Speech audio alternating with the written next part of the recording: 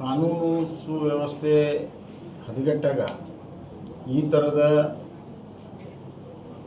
ಚಟುವಟಿಕೆಗಳು ಸಮಾಜಕ್ಕೆ ಮಾರಕ ಆಗುವಂಥ, ಸಮಾಜದ ಸ್ವಾಸ್ಥ್ಯವನ್ನು ಕೆಡಿಸುವಂಥ, ಸಮಾಜದಲ್ಲಿ ಶಾಂತಿಯನ್ನು ಕದಲುವಂಥ ಕೆಲಸಗಳಾಗ್ತವೆ. ಅದಕ್ಕೆ ಶಕ್ತಿಗಳು ಹುಟ್ಕೊಳ್ತವೆ.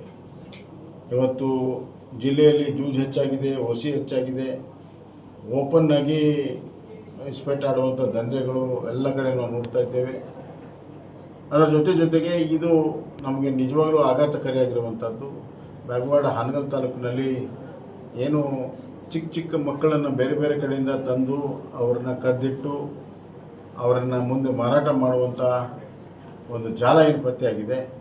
ಇದು ಅತ್ಯಂತ ನಮಗೆ ಆಘಾತ ಉಂಟು ಮಾಡಿದೆ. ಇಂಥ ಜಾಲ ನಮ್ಮ ಜಿಲ್ಲೆಯಲ್ಲಿ ಇದೆ ಅನ್ನೋದು ನಮಗೆ ನಂಬಕ್ಕಾಗೋದಿಲ್ಲ. ಅಂಥ ಜಾಲ ಪತ್ತೆಯಾಗಿದೆ. ಆದರೂ ಕೂಡ ಕೇವಲ ಒಬ್ಬ ಹೆಣ್ಮಗಳನ್ನು ಮಾತ್ರ ಅರೆಸ್ಟ್ ಮಾಡಿದ್ದಾರೆ. ಮುಖ್ಯವಾಗಿ ಆ ಹೆಣ್ಮಗಳ ಮಗಳು ಮತ್ತು ಅವ್ರ ಜೊತೆಗೆ ಇದ್ದವ್ರು ಇದು ಕೂಡ ಅರೆಸ್ಟ್ ಮಾಡಿಲ್ಲ. ಪೊಲೀಸರಿಗೆ ನಮ್ಮ BJP ಜಿಲ್ಲಾಧ್ಯಕ್ಷರು ಭೇಟಿ ಕೊಟ್ಟಿದ್ದಾರೆ.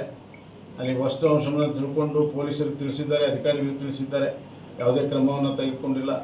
ನಮ್ಮ ಮಹಿಳಾ ಘಟಕದವರು ಅಲ್ಲಿ ಸ್ಟ್ರೈಕ್ ಮಾಡಿದ್ದಾರೆ.